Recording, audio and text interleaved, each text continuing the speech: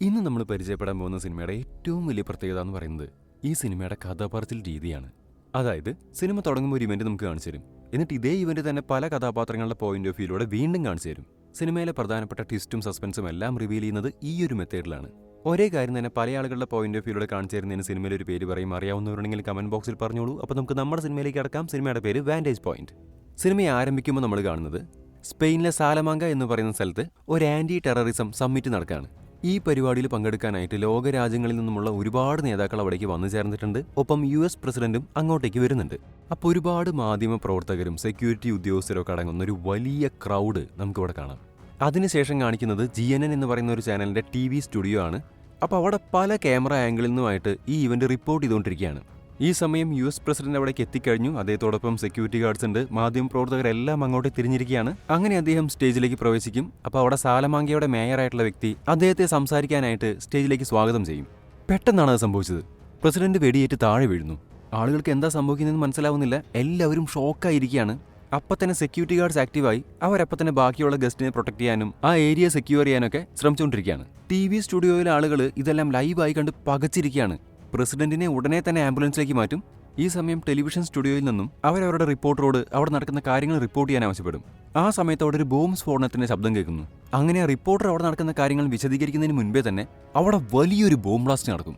ഈ event report ചെയ്യാനെത്തിയ reporter അടക്കം ഈ സ്ഫോടനത്തിൽ കൊല്ലപ്പെടും. അപ്പം ഇനി നമ്മൾ കാണാൻ പോകുന്നത് 23 മിനിറ്റ് മുമ്പ് നേരം സംഭവിച്ച കാര്യങ്ങളാണ്. അത് പ്രസിഡന്റിന്റെ സെക്യൂരിറ്റി ഉദ്യോഗസ്ഥനായ തോമസിന്റെ പോയിന്റ് ഓഫ് വ്യൂയിലൂടെ. ഇവിടെ തോമസ് അദ്ദേഹത്തിന്റെ ഹോട്ടൽ മുറിയിൽ ഇരിക്കുകയാണ്. ഇദ്ദേഹം മുൻപൊരു അപകടത്തിൽ പ്രസിഡന്റിനെ രക്ഷിക്കാൻ ശ്രമിച്ച് വെടിയേറ്റിട്ടുള്ള മനുഷ്യനാണ്. അപ്പോൾ ഊഹിക്കാലോ തോമസിന്റെ ആത്മാർത്ഥത. അപ്പോൾ ആ സമയത്ത് അദ്ദേഹത്തിന്റെ സഹപ്രവർത്തകനായ കെന്റ് അങ്ങോട്ട് വരും. അപ്പോൾ കെന്റാണ് ഈ ഒരു മിഷന് വേണ്ടി തോമസിനെ റെക്കമെൻഡ് ചെയ്തിരിക്കുന്നത്. അങ്ങനെ അവർ രണ്ടുപേരും കൂടി ഒരുമിച്ച് പ്രസിഡന്റിനോടൊപ്പം ഈ ഫംഗ്ഷൻ നടക്കുന്നിടത്തേക്ക് വരും. അവിടെ സെക്യൂരിറ്റി ഗാർഡ്സും മാധ്യമ പ്രവർത്തകരും ഉൾപ്പെടെ വലിയൊരു ക്രൗഡ് ഇവരെ വെയിറ്റ് ചെയ്തിരിക്കുകയാണ്. അപ്പോൾ ഏറ്റവും ജാഗ്രതയോടുകൂടി ഏത് നിമിഷവും ഒരു അപകടം പ്രതീക്ഷിച്ചാണ് ഈ കൂടെയുള്ള ഗാർഡ്സ് നിൽക്കുന്നത്. അപ്പോൾ സ്റ്റേജിൽ നിൽക്കുന്ന സമയത്താണ് തോമസ് തന്റെ മുമ്പിൽ കാണുന്ന ഒരു കെട്ടിടത്തിന്റെ ഒരു ജനൽ കർട്ടൻ ഇളകുന്നത് ശ്രദ്ധിക്കുന്നത്. അവൻ അപ്പം തന്നെ അതെന്താണെന്ന് അന്വേഷിക്കാൻ അവന്റെ ടീമിനോട് ആവശ്യപ്പെടും. അപ്പോൾ തന്നെ അവരത് അന്വേഷിച്ചിട്ട് അവന് തിരിച്ച് റിപ്പോർട്ട് ചെയ്യും. അത് പേടിക്കാനൊന്നുമില്ല, ഒരു ഫാൻ ഓണായി കിടക്കുന്നതാണെന്ന്. അങ്ങനെ അവിടുത്തെ മേയർ സംസാരിക്കാനായിട്ട് പ്രസിഡന്റിനെ സ്റ്റേജിലേക്ക് സ്വാഗതം ചെയ്യുന്നു. സംസാരിക്കാനായി അദ്ദേഹം മുൻപിലേക്ക് കയറി നിൽക്കുന്നു, ജനങ്ങളെ അഭിവാദ്യം ചെയ്യുന്നു. എന്നാൽ എന്തെങ്കിലും സംസാരിക്കാൻ കഴിയുന്നതിന് മുൻപേ അദ്ദേഹം വെടിയേറ്റ് താഴെ വീഴുന്നു. ഈ സമയം മുടി വളർത്തിയൊരു ചെറുപ്പക്കാരൻ പെട്ടെന്ന് സ്റ്റേജിലേക്ക് ഓടിക്കേറി വരും. അപ്പോൾ തന്നെ തോമസ് ഓടി വന്ന് അവനെ പിടികൂടും, അവന്റെ സെക്യൂരിറ്റി ഗാർഡ്സിന് കൈമാറും. ഈ സമയം ഹൊവാർഡ് എന്ന് പറയുന്ന ഒരു ടൂറിസ്റ്റ് അവിടെ നടക്കുന്ന എല്ലാ കാര്യങ്ങളും തന്റെ വീഡിയോ ക്യാമറയിൽ പകർത്തുന്നുണ്ടായിരുന്നു. അപ്പോൾ തോമസ് ഓടി വന്ന് ഹൊവാർഡിന്റെ വീഡിയോ ഫൂട്ടേജസ് പരിശോധിക്കും. അപ്പോൾ നേരത്തെ പറഞ്ഞ ബിൽഡിങ്ങിന്റെ ഫ്ലോറിൽ തന്നെ ഒരു ലൈറ്റിന്റെ ഫ്ലാഷ് ഇദ്ദേഹത്തിന്റെ ശ്രദ്ധയിൽപ്പെടും. അതപ്പോൾ തന്നെ തോമസ് കെന്റിനോട് പറയും. അപ്പോൾ കെന്റ് പറയും, ഞാൻ പോയി ഇത് പരിശോധിച്ചിട്ട് വരാമെന്ന്. തോമസും കൂടെ വരാമെന്ന് പറയുമ്പോൾ കെന്റ് സമ്മതിക്കില്ല. അവൻ പറയും, ഇനിയിപ്പോൾ അത് തെറ്റാണെങ്കിൽ ആ കുറ്റം കൂടി നിന്റെ തലക്ക് ഇരിക്കേണ്ടെന്ന് പറയും. അങ്ങനെ വീണ്ടും ഹൊവാർഡിന്റെ ഫൂട്ടേജസ് പരിശോധിക്കുന്ന സമയത്ത് പെട്ടെന്ന് എന്തോ ഒരു കാര്യം തോമസ് ശ്രദ്ധിക്കും. എന്നിട്ട് തോമസ് നേരെ സ്റ്റേജിനടുത്തേക്ക് ഓടിച്ചെല്ലും. പക്ഷെ അപ്പോഴേക്കും സമയം ഒരുപാട് വൈകിപ്പോയിരുന്നു. അവിടെ ഒരു ബോംബ് പൊട്ടിത്തെറിച്ച് ഒരുപാട് പേർക്ക് പരിക്കേൽക്കും. ഒപ്പം ഇദ്ദേഹത്തിന്റെ തന്നെ ഒരു സഹപ്രവർത്തകൻ കൂടി ഇതിൽ കൊല്ലപ്പെടും. ഈ സമയം GNN ചാനലിന്റെ ലൂയിസ് എന്ന് പറയുന്ന ഒരു ക്യാമറാമാൻ ഇതെല്ലാം ഷൂട്ട് ചെയ്യുന്നുണ്ടായിരിക്കും. അപ്പോൾ അയാളെ ഫോളോ ചെയ്തുകൊണ്ട് തോമസ് ആ TV സ്റ്റുഡിയോയിലേക്ക് കയറി ചെല്ലും. അങ്ങനെ ആ സംശയം തോന്നിയ ബിൽഡിങ്ങിന്റെ പരിസരത്തുള്ള ഫൂട്ടേജസ് കാണിച്ചു തരാനായിട്ട് ഇദ്ദേഹം അവരോട് ആവശ്യപ്പെടും. അപ്പോഴാണ് തോമസിന് കെന്റിന്റെ കോൾ വരുന്നത്. കെന്റ് പറയും, നീ പറഞ്ഞത് ശരിയായിരുന്നു, ആ ഷൂട്ടർ ഇവിടെ തന്നെയാണുള്ളത്, ഞാനിപ്പതേ അയാളെ ഫോളോ ചെയ്ത് പോയിക്കൊണ്ടിരിക്കുകയാണെന്ന് പറയും. തോമസ് അപ്പം തന്നെ കെന്റിനോട് അവൻ പോയിക്കൊണ്ടിരിക്കുന്ന ഡയറക്ഷനും കാര്യങ്ങളൊക്കെ ചോദിച്ചതിന് ശേഷം തന്റെ സെക്യൂരിറ്റി ടീമിനെ വിളിച്ച് കൂടുതൽ ബാക്കപ്പ് കെന്റിന് കൊടുക്കാനായിട്ട് ആവശ്യപ്പെടും. എന്നിട്ട് ഈ വിവരം കെന്റിനോട് പറയാനായി ഇവൻ വീണ്ടും തിരിച്ച് കെന്റിനെ കോൾ ചെയ്യും. പെട്ടെന്ന് തന്റെ മുമ്പിൽ കണ്ട വീഡിയോ ഫുട്ടേജിൽ എന്തോ കണ്ട് തോമസ് ഷോക്കാവും. അവൻ അപ്പം തന്നെ അത് റിവൈൻഡ് ചെയ്യാൻ ആവശ്യപ്പെടും. അപ്പം തന്നെ അവൻ പരിഭ്രമിച്ച് പെട്ടെന്ന് അവിടെ നിന്ന് ഇറങ്ങിപ്പോവും. എന്നാൽ അവിടെ ഇരിക്കുന്നവർ ആ ഫൂട്ടേജ് വീണ്ടും വീണ്ടും റിവൈൻഡ് ചെയ്ത് കണ്ടു നോക്കും. അവർക്ക് പക്ഷേ ആ ഫൂട്ടേജിൽ അങ്ങനെ ഷോക്കിംഗ് ആയിട്ടൊന്നും ഫീൽ ചെയ്തില്ല. പിന്നെ നമുക്ക് വീണ്ടും പിന്നിലേക്ക് തന്നെ ഒന്ന് പോയി നോക്കാം. നമ്മൾ നേരത്തെ കണ്ട ആ മുടി വളർത്തിയ കക്ഷിയിൽ എൻറിക് എന്ന് പറയുന്ന ഒരു പോലീസ് ഉദ്യോഗസ്ഥനാണ് അയാൾ. ഇനി എൻറിക്കിന്റെ പോയിന്റ് ഓഫ് വ്യൂയിലൂടെ കാര്യങ്ങൾ കണ്ടുനോക്കാം. മേയറുടെ സംരക്ഷണ ചുമതലയുള്ള ഒരു പോലീസ് ഉദ്യോഗസ്ഥനാണ് എൻറിക്. അപ്പോൾ ഈ ഇവന്റ് നടക്കുന്ന സ്ഥലത്ത് നിൽക്കുന്ന സെക്യൂരിറ്റി ഉദ്യോഗസ്ഥരെ ഇവരെ അറിയിക്കും. അങ്ങനെ മെറ്റൽ ഡിറ്റക്ടർ ഓഫ് ചെയ്തുകൊണ്ട് ഇവനെ അവർ ഉള്ളിലേക്ക് കടത്തും. അവൻ അങ്ങോട്ട് വരുന്ന സമയത്ത് അവന്റെ ഗേൾ ഫ്രണ്ട് ആയിട്ടുള്ള വെറോനിക്കയെ മറ്റൊരു പുരുഷനോടൊപ്പം അവൻ അവിടെ കാണും. അപ്പോൾ അവർ തമ്മിലുള്ള സംസാരം ശ്രദ്ധിക്കുമ്പോൾ ഞാൻ ബ്രിഡ്ജിന് താഴെ വെയിറ്റ് ചെയ്യുമെന്ന് പറയുന്നത് എൻറിക് ശ്രദ്ധിക്കും. അപ്പോൾ അവന് സ്വാഭാവികമായിട്ടും എന്തൊക്കെയോ ചില സംശയങ്ങൾ തോന്നും. അവൻ അവൾക്ക് അടുത്തേക്ക് ചെല്ലും. അവൾ പറയും, നീ സംശയിക്കുന്നു വേണ്ട, എനിക്ക് ഈ ലോകത്ത് നിന്നെ മാത്രമാണ് വേണ്ടതെന്ന്. എന്നിട്ട് അവൾ ചോദിക്കും, നീ എൻ്റെ ബാഗ് കൊണ്ടുവന്നു. അപ്പോൾ അവൻ അവളുടെ ബാഗ് അവൾക്ക് കൈമാറും. അങ്ങനെ അവൻ ആ സ്റ്റേജിനടുത്തേക്ക് ചെല്ലും. അവൻ അവൻ്റെ ജോലിയിലേക്ക് തിരിയും. പക്ഷെ അപ്പോഴും ആ കണ്ട കാഴ്ച അവനെ അലട്ടിക്കൊണ്ടേയിരിക്കും. അങ്ങനെ പ്രസിഡന്റ് വെടിയേറ്റ് താഴെ വീഴും. മേയറെ പ്രൊട്ടക്ട് ചെയ്യാനായിട്ട് അവൻ സ്റ്റേജിലേക്ക് ഓടിക്കേറി ചെല്ലും. പക്ഷെ അപ്പോഴേക്കും തോമസ് അവനെ തടയും. സെക്യൂരിറ്റി ഗാർഡ്സ് അവനെ അറസ്റ്റ് ചെയ്യും. അപ്പോഴാണ് എൻട്രിക്ക് കാണുന്നത് വെറോനിക്ക അവളുടെ ബാഗ് എടുത്ത് സ്റ്റേജിന് താഴേക്ക് വലിച്ചെറിയുന്നത്. അവൻ അപ്പം തന്നെ ആ സെക്യൂരിറ്റി ഗാർഡുകളോടും തോമസിനോടും ഇതിനെക്കുറിച്ച് സംസാരിക്കാൻ ശ്രമിക്കുന്നുണ്ട്. അവരത് ശ്രദ്ധിക്കില്ല. അങ്ങനെ ആ ബോംബ് പൊട്ടിത്തെറിക്കും. പൊട്ടിത്തെറിക്ക് ശേഷം എൻട്രിക്ക് അവിടെ നിന്ന് എഴുന്നേറ്റോടും. കാരണം ഇപ്പൊ പൊട്ടിത്തെറിച്ച് ഈ ബോംബ് ഈ സ്ഥലത്തേക്ക് കൊണ്ടുവന്നത് ഇവനാണല്ലോ. ഇവന്റെ നിരപരാധിത്വം അറിയാവുന്നത് വെറോനിക്കയ്ക്ക് മാത്രമാണ്.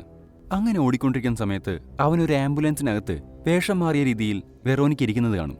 അങ്ങനെ അവൻ ഓടി ഒരു ബ്രിഡ്ജിന് താഴേക്കെത്തും. ആ സമയം അവിടേക്ക് ഒരു കാർ വരും. സോറി ഗെയ്സ്, ടൈമായി. അപ്പോൾ നമുക്ക് 23 മിനിറ്റ് പിന്നിലേക്ക് പോവാം. ഇത്തവണ ഹൊവാർഡിന്റെ പോയിന്റ് ഓഫ് വ്യൂവിലാണ് കാര്യങ്ങൾ കാണാൻ പോകുന്നത്. അപ്പോൾ ഹൊവാർഡ് ഒരു ടൂറിസ്റ്റാണ്, അവനൊരു വെക്കേഷനിലാണ്.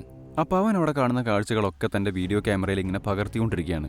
അപ്പം അങ്ങനെ ഓരോ കാര്യങ്ങളായിട്ട് പകർത്തുന്നതിനിടയ്ക്ക് നമ്മുടെ വെറോനിക്കയും അവളുടെ ഒപ്പമുള്ള ആ അപരിചിതനായിട്ടുള്ള ആളും പുള്ളിക്കാരൻ്റെ ക്യാമറയിൽ പെടും. അങ്ങനെ ഷൂട്ട് ചെയ്തുകൊണ്ടിരിക്കുന്ന സമയത്താണ് പെട്ടെന്ന് വേറൊരാൾ ഹൊവാർഡിൻ്റെ അടുത്തേക്ക് വന്ന് അവനെ പരിചയപ്പെടുന്നത്. അയാളുടെ പേര് സാം എന്നാണ്. അങ്ങനെ ഒരു സംസാരിച്ചുകൊണ്ടിരിക്കുന്ന സമയത്ത് അവിടേക്ക് ഒരു അമ്മയും മകളും നടന്നു വരും. അപ്പോൾ ആ കുട്ടിയുടെ കയ്യിലൊരു ഐസ്ക്രീം ഉണ്ടായിരിക്കും. അപ്പോൾ അവളിങ്ങനെ നടന്നു വരുന്ന സമയത്ത് ഹൊവാർഡിൻ്റെ ദേഹത്ത് തട്ടി ഈ ഐസ്ക്രീം താഴെ പോവും. അവൾക്ക് നല്ല വിഷമാവും. അപ്പോൾ അവളുടെ പേര് അന്ന എന്നാണ്. ഇവളുടെ ഈ വിഷമം കാണുമ്പോൾ ഹൊവാർഡ് പറയും, ഞാൻ നിനക്ക് വേണമെങ്കിൽ വേറെ ഐസ്ക്രീം പുതിയത് വാങ്ങിത്തരാന്ന്. പക്ഷെ അവളുടെ അമ്മ അതിന് സമ്മതിക്കില്ല. അങ്ങനെ അവരവിടെ നിന്ന് പോകും. അങ്ങനെ വീണ്ടും ഹൊവാർഡ് തൻ്റെ ക്യാമറ ഉപയോഗിച്ച് വീഡിയോ ഷൂട്ട് ചെയ്തുകൊണ്ടിരിക്കുന്ന സമയത്താണ് തോമസ് തൻ്റെ മുമ്പിലുള്ള കെട്ടിടത്തിലേക്ക് സൂക്ഷിച്ചു നോക്കുന്നത് ഹൊവാർഡ് കാണുന്നത്. അപ്പോൾ അവൻ ആ വശത്തേക്ക് തിരിഞ്ഞ് തൻ്റെ ക്യാമറയിൽ ആ ബിൽഡിങ്ങും ഷൂട്ട് ചെയ്യും. തൊട്ടുപിറകെ പ്രസിഡന്റ് വെടിയേറ്റ് താഴെ വീഴും. ഇതെല്ലാം ഇവൻ ഷൂട്ട് ചെയ്തുകൊണ്ടിരിക്കുകയാണ്. മാത്രമല്ല വെറോനിക്ക ബാഗ് എടുത്ത് സ്റ്റേജിന് താഴേക്ക് വലിച്ചെറിയുന്നതും ഇവന്റെ ക്യാമറയിൽ പെടും. എൻട്രിക്കിനെ സെക്യൂരിറ്റി ഗാർഡ്സ് പിടികൂടുന്നതും ഹൊവാർഡ് കാണുന്നുണ്ട്. അവൻ എൻട്രിക്കിനെ സഹായിക്കാനായിട്ട് ശ്രമിക്കുന്നുണ്ട്. ഈ സമയത്താണ് ആദ്യത്തെ ബോംബ് സ്ഫോടനത്തിന്റെ സൗണ്ട് കേൾക്കുന്നത്. അപ്പൊ തന്നെ തോമസ് ഓടി വന്ന് ഹൊവാർഡിന്റെ കയ്യിൽ നിന്ന് ക്യാമറ വാങ്ങി അതിലെ ഫൂട്ടേജസ് പരിശോധിക്കും. അങ്ങനെ ആ ഫൂട്ടേജ് പരിശോധിച്ചതിന് ശേഷം കെന്റ് ആ ബിൽഡിംഗ് ചെക്ക് ചെയ്യാനായിട്ട് അങ്ങോട്ടേക്ക് പോകും. അപ്പോഴാണ് ആ ഫൂട്ടേജിൽ വെറോനിക്ക ബോംബ് സ്റ്റേജിന് താഴേക്ക് വലിച്ചെറിയുന്നത് തോമസ് കാണുന്നത്. തൊട്ടുപിറകെ ബോംബ് പൊട്ടിത്തെറിക്കും. കണ്ണ് തുറന്നു നോക്കുന്ന ഹൊവാർഡ് കാണുന്നത് പരക്കം പിടിച്ച് പേടിച്ച് അങ്ങോട്ടും ഇങ്ങോട്ടും ഓടുന്ന ആൾക്കാരെയാണ്. ആ കൂട്ടത്തിൽ അവൻ അന്നയെ കാണും. അവൻ ഓടി അവൾക്ക് അടുത്തേക്ക് ചെല്ലും. അവളുടെ അമ്മയെ കണ്ടുപിടിക്കാൻ സഹായിക്കാന്ന് പറഞ്ഞുകൊണ്ട് അവൻ അവളെ കൂടെ കൂട്ടും. പക്ഷെ അപ്പോഴാണ് എൻട്രിക്കിനെ സെക്യൂരിറ്റി ഗാർഡ്സ് ചേസ് ചെയ്യുന്നത് ഹൊവാർഡ് കാണുന്നത്. അവൻ ഉടനെ തന്നെ അന്നയെ ഒരു പോലീസുകാരെ ഏൽപ്പിച്ചതിന് ശേഷം തന്റെ ക്യാമറ എടുത്ത് എൻട്രിക്കിന് പിന്നാലെ പോകും. അങ്ങനെ എൻട്രിക്കിനെ സെക്യൂരിറ്റി ഗാർഡ്സ് ചേസ് ചെയ്യുന്നത് റെക്കോർഡ് ചെയ്യാനായിട്ട് ഹൊവാർഡ് ഒരു ഓവർ ബ്രിഡ്ജിന് മുകളിലേക്ക് കയറി നിൽക്കും. ഇപ്പം എൻട്രിക്ക് ഒരു ബ്രിഡ്ജിന് താഴെയാണ് നിൽക്കുന്നത്. സെക്യൂരിറ്റി ഗാർഡ്സ് അവനെ ഫോളോ ചെയ്ത് വന്നുകൊണ്ടിരിക്കുന്നുണ്ട്. ഈ സമയത്തായിട്ട് ഒരു പോലീസ് കാർ എൻട്രിക്കിന് അടുത്തേക്ക് വരും. ഈ കാറിൽ നിന്നും ഒരു പോലീസുകാരൻ ഇറങ്ങി എൻട്രിക്കിന് നേരെ വരും. ഈ സമയത്ത് സെക്യൂരിറ്റി ഗാർഡ്സ് എൻട്രിക്കിനെ ഷൂട്ട് ചെയ്യുന്നുണ്ട്. അപ്പോൾ അവർക്ക് നേരെ തിരിഞ്ഞതിന് ശേഷം വീണ്ടും തിരിഞ്ഞു നോക്കുമ്പോഴേക്കും എൻട്രിക്ക് വെടിയേറ്റ് താഴെ വീണ് കിടക്കാണ്. പെട്ടെന്ന് ഹൊവാർഡ് തിരിഞ്ഞു നോക്കുമ്പോൾ അന്ന റോഡിലേക്ക് ഇറങ്ങി നിൽക്കുകയാണ്.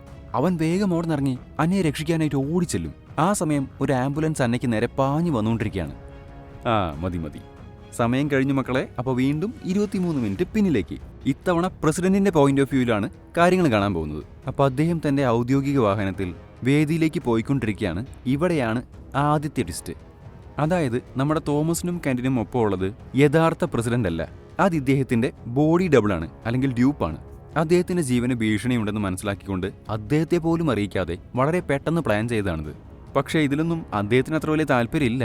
എന്നാലും അദ്ദേഹത്തിന്റെ സെക്യൂരിറ്റി ടീം അദ്ദേഹത്തിന്റെ കാർ തിരിച്ച് വീണ്ടും ഹോട്ടലിലേക്ക് തന്നെ വിടും. മൊറോക്കോയിലുള്ള ബെൻവർ സുവാരിസ് എന്ന് പറയുന്ന ഒരു ടെററിസ്റ്റ് ലീഡറിൽ നിന്നാണ് ഇദ്ദേഹത്തിന്റെ ജീവന് ഭീഷണിയുള്ളത്. അപ്പോൾ അവിടെ ഇദ്ദേഹത്തിന്റെ ഡ്യൂപ്പ് ഈ ഫംഗ്ഷൻ അറ്റൻഡ് ചെയ്യുന്ന സമയത്ത് ഇദ്ദേഹം ഇവിടെ യഥാർത്ഥത്തിൽ ഈ കാര്യങ്ങളൊക്കെ TV-യിൽ ലൈവായിട്ട് കണ്ടുകൊണ്ടിരിക്കുകയാണ്. അങ്ങനെ ഇദ്ദേഹത്തിന്റെ ഡ്യൂപ്പിന് വെടിയേൽക്കും. ഇത് കാണുമ്പോൾ ഇവരെല്ലാവരും തന്നെ പരിഭ്രാന്തരാകും. പക്ഷെ അപ്പോഴാണ് താഴെ ഹോട്ടൽ ലോബിയിൽ ഒരു പൊട്ടിത്തെറി കേൾക്കുന്നത്. സത്യത്തിൽ അപ്പോഴാണ് ഇവർ പ്രതീക്ഷിച്ചതിനേക്കാളും വലിയ അപകടമാണ് ഇവിടെ അവരെ കാത്തിരിക്കുന്നതെന്ന് അവർക്ക് മനസ്സിലാവുന്നത്. ഈ സമയം മുഖംമൂടി ധരിച്ചൊരാൾ വാതിൽ തകർത്ത് അകത്തേക്ക് വരും. അയാൾ അവിടെയുള്ളവരൊക്കെ ഷൂട്ട് ചെയ്തതിനു ശേഷം പ്രസിഡന്റിന് നേരെ തോക്ക് ചൂണ്ടും. അപ്പൊ നമുക്ക് ഒന്നുകൂടി ഒന്ന് റിവൈൻഡ് അടിച്ചാലോ? ഇത് അവസാനത്തെയാണേ. അപ്പൊ ഇവിടെ നമ്മൾ കാണുന്നത് അന്നയും അവളുടെ അമ്മയും കൂടി ഒരു ഐസ്ക്രീം വാങ്ങി ഒരു കഫേന്ന് ഇറങ്ങി വരുന്നതാണ്. അപ്പൊ ഈ കഫേയിൽ തന്നെ സാം ഇതൊക്കെ നോക്കിക്കൊണ്ടിരിക്കുന്നുണ്ട്. അതിനുശേഷം വീണ്ടും കാണിക്കുന്നത് വെറോനിക്കയെയും ആ കൂടെ നിൽക്കുന്ന ആളെയാണ്. പുള്ളിക്കാരന്റെ പേര് ജാവിയർ എന്നാണ്. അപ്പൊ ഇവര് സംസാരിക്കുന്നത് എന്താണെന്ന് വെച്ചാൽ ജാവിയറിന്റെ ബ്രദറിനെ ഇവര് തടവിലാക്കിയിരിക്കുകയാണ്. വിട്ട് കിട്ടണമെന്നുണ്ടെങ്കിൽ ഇവര് പറയുന്ന പോലെ ജാവിയർ അനുസരിക്കണം. അപ്പൊ അവനാണെങ്കിൽ സ്പെഷ്യൽ ഫോഴ്സിന്റെ ട്രെയിനിങ് ഒക്കെ കിട്ടിയിട്ടുള്ള ഒരാളാണ്. അപ്പൊ നേരത്തെ തോമസ് ഫോളോ ചെയ്തു പോയ GNന്റെ ക്യാമറമാൻ ഈ ഗ്രൂപ്പിന്റെ ഭാഗം തന്നെയാണ്. മാത്രമല്ല ഈ സാം തന്നെയാണ് ടെററിസ്റ്റ് ഗ്രൂപ്പിന്റെ ലീഡറായിട്ടുള്ള ബാൻഡർ സുവാരിസ്. അപ്പോൾ പ്രസിഡന്റിനെ മാറ്റിയ ഒരു പകരം വരുന്നത് ഗ്രൂപ്പാണെന്നുള്ള കാര്യമൊക്കെ ഇയാൾക്കറിയാം. അപ്പോൾ പ്രസിഡന്റ് താമസിക്കുന്ന ഹോട്ടലിൽ ഇയാളുടെ ഒരു കൂട്ടാളിയുണ്ട്, സലീം. സാം സലീമിനെ വിളിച്ച് പ്രസിഡന്റ് തിരിച്ചെത്തിയ വിവരം അന്വേഷിക്കും. അതിനുശേഷം അയാൾ ജാവിയറിനെ വിളിച്ച് ഹോട്ടലിൽ നിന്നും പ്രസിഡന്റിനെ തട്ടിക്കൊണ്ടുപോകാനായിട്ട് ആവശ്യപ്പെടും. അങ്ങനെ ജാവിയർ ആ ഹോട്ടലിലേക്ക് എത്തും. അപ്പോൾ അവിടെ വെച്ച് സലീം ഷെയ്ക്ക് ഹാൻഡ് കൊടുക്കുന്ന പോലെ ജാവിയറിന് മാസ്റ്റർ കീ കൈമാറും. ഈ സമയം ഇവന്റ് നടക്കുന്ന സ്ഥലത്തേക്ക് വരുന്ന സാം അവിടെയെല്ലാം ക്യാമറയിൽ ഷൂട്ട് ചെയ്യുന്ന ഹൊവാർഡിനെ കാണും. അപ്പോൾ സാം ജസ്റ്റ് ഹൊവാർഡിന്റെ അടുത്തേക്ക് നടന്നു വന്ന് ചെറിയ കുശലാന്വേഷണമൊക്കെ നടത്തും. അങ്ങനെ എൻട്രിക്ക് വന്ന് ബാഗ് വെറോനിക്കയ്ക്ക് ഹാൻഡ് ഓവർ ചെയ്ത് കഴിയുമ്പോൾ സാം പതുക്കെ അവിടെ നിന്ന് സ്കൂട്ടാവും. ജാവിയർ അപ്പോഴേക്കും ഹോട്ടലിലെ സെൻട്രൽ കൺട്രോൾ റൂമിൽ കയറി അവിടെയുള്ളവരെ കൊലപ്പെടുത്തി പ്രസിഡന്റിന്റെ സെക്യൂരിറ്റി ഗാർഡ്സിന്റെ റേഡിയോ ഫ്രീക്വൻസി സാമിന് കൈമാറും. അതുകൊണ്ട് ഇപ്പോൾ സീക്രട്ട് സർവീസിന്റെ കമ്മ്യൂണിക്കേഷൻ മുഴുവൻ സാമിന് കേൾക്കാൻ സാധിക്കും. അതോടൊപ്പം തന്റെ കയ്യിലുള്ള ഒരു ഡിവൈസ് ഉപയോഗിച്ച് തോമസ് നേരത്തെ കർട്ടൻ ഇളകുന്നത് കണ്ട ആ മുറിയിലെ ഫാൻ സാം ഓൺ ചെയ്യും. ഇതേ ഡിവൈസ് ഉപയോഗിച്ച് തന്നെ തൊട്ട് മുകളിലത്തെ ഫ്ലോറിൽ ഒരു മുറിയിൽ ഓൾറെഡി അസംബിൾ ചെയ്ത് വെച്ചിരിക്കുന്ന ഗൺ ഓപ്പറേറ്റ് ചെയ്ത് പ്രസിഡന്റിന്റെ ബോഡി ഡബിളിനെ ഷൂട്ട് ചെയ്യും. ഏറ്റവും പ്രധാനപ്പെട്ട കാര്യം എന്താണെന്ന് വെച്ചാൽ നിങ്ങളുടെ കയ്യിലുള്ള മൊബൈലിലെ സബ്സ്ക്രൈബ് ബട്ടൺ ഒന്ന് ആക്ടിവേറ്റ് ചെയ്ത് കഴിഞ്ഞാൽ ചിലപ്പോൾ നമുക്ക് രണ്ടുപേർക്കും ഗുണമുണ്ടാവും. അപ്പോൾ പറഞ്ഞു വന്നത് എന്താണെന്ന് വെച്ചാൽ സാം അതിനുശേഷം ജാവിയറിന്റെ ബ്രദറിനെ കൊല്ലും. അതിനുശേഷം സാമും വെറോനിക്കയും വേഷം മാറി അവിടെയുള്ള ഒരു ആംബുലൻസ് കയറിപ്പോവും. ഇതിനുശേഷം ആ ഹോട്ടലിനുള്ള തന്റെ സഹായിയായ സലീം അയാളുടെ ദേഹത്ത് ബോംബ് കെട്ടിവെച്ചിട്ടുണ്ടായിരിക്കും. ആ ബോംബും തന്റെ കയ്യിലെ ഡിവൈസ് ഉപയോഗിച്ച് സാം ആക്ടിവേറ്റ് ചെയ്യും. അപ്പോഴാണ് ഹോട്ടൽ ലോബിയിൽ ആദ്യത്തെ എക്സ്പ്ലോഷൻ നടക്കുന്നത്. ജാവിയർ ഈ സമയം പ്രസിഡന്റിന്റെ ഡോർ തകർത്ത ശേഷം ഉള്ളിൽ കടന്ന് ബാക്കിയുള്ളവരൊക്കെ കൊന്ന് പ്രസിഡന്റിനെ ബന്ദിയാക്കും. ആംബുലൻസിൽ വെറോനിക്കയ്ക്കൊപ്പം അവിടെ എത്തുന്ന സാം തന്റെ കയ്യിലെ ഡിവൈസ് ഉപയോഗിച്ച് അടുത്ത ബോംബ് എക്സ്പ്ലോഡ് ചെയ്യും. സാമും വെറോനിക്കയും കൂടി ഹോട്ടലിലേക്ക് കടക്കാൻ നിൽക്കുന്ന സമയത്ത് പെട്ടെന്ന് അവിടെയുള്ള ഒരാൾ പരിക്കേറ്റ് കിടക്കുന്ന ഒരാളെ സഹായിക്കാൻ സാമിന്റെ സഹായം തേടും. അങ്ങനെ വെറോനിക്ക ഒറ്റയ്ക്ക് ഉള്ളിലേക്ക് കിടക്കും. ടെലിവിഷൻ സ്റ്റുഡിയോയിലെത്തുന്ന തോമസ് ഒരു ഫൂട്ടേജ് കണ്ട് പെട്ടെന്ന് ഇറങ്ങി പോകുന്നത് നമ്മൾ നേരത്തെ കണ്ടില്ലേ? അതെന്താണെന്നുള്ളത് നമുക്കിപ്പോൾ മനസ്സിലാവും. അതായത് കെന്റ് വേഷം മാറി പോലീസ് വേഷത്തിൽ പുറത്തിറങ്ങുന്ന ആ ഒരു കാഴ്ചയാണ് തോമസ് ആ സ്ക്രീനിൽ കണ്ടത്. സത്യത്തിൽ കെന്റ് എന്താ ചെയ്തതെന്ന് വെച്ചാൽ തന്റെ ഒപ്പം വന്നവരെ കൊന്ന് ആ മുറിയിലുണ്ടായിരുന്ന ഗണ്ണ് ഡിസ്മാൻഡിൽ ചെയ്ത് ബാഗിലാക്കി പോലീസ് വേഷത്തിൽ പുറത്തിറങ്ങിയിരിക്കുകയാണ്. ഇപ്പോൾ കെന്റ് അപ്പോൾ തന്നെ ഒരു കാറിൽ കയറി അവിടെ നിന്ന് പോകും. തൊട്ടുപിറകെ തോമസും അവനെ ഫോളോ ചെയ്യും. ഈ സമയം ഹോട്ടലിൽ ജാവിയർ വെറോനിക്കയ്ക്ക് പ്രസിഡന്റിനെ ഹാൻഡ് ഓവർ ചെയ്യും.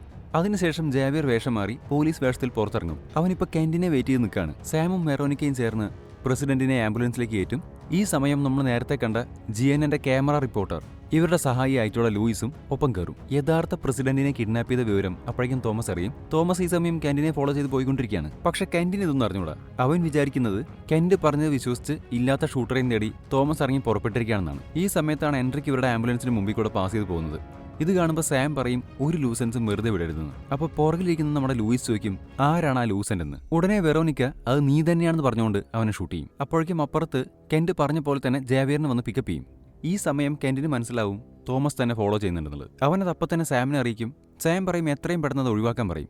അപ്പോഴേക്കും ജാവിയർ തന്റെ ഗണ്ണെടുത്ത് കെന്റിന് നേരെ ചൂണ്ടും. എന്നിട്ട് പറയും ഇപ്പൊ തന്നെ എന്നെ എന്റെ സഹോദരനടുത്തേക്ക് കൊണ്ടുപോകണം എന്ന് പറയും. അപ്പൊ കെന്റ് പറയും അങ്ങനെയാണെങ്കിൽ നീ ആദ്യം തോമസിനെ ഒഴിവാക്കാൻ പറയും. ഇത് കേൾക്കുമ്പോൾ ജാവിയർ ഗണ്ണെടുത്ത് തോമസിന്റെ കാറിന് നേരെ ഷൂട്ട് ചെയ്യും. തോമസിന്റെ കാറിലൊരു ട്രക്ക് വന്നിടിച്ച് കാർ ആക്സിഡന്റ് ആവും. അതിനുശേഷം ഇവർ ആ ബ്രിഡ്ജിന് അടിയിലെത്തുമ്പോൾ അവിടെ എൻട്രിക്ക് ഗണ്ണുമായിട്ട് ഇവരെ കാത്തു നിൽക്കുന്നുണ്ടായിരിക്കും.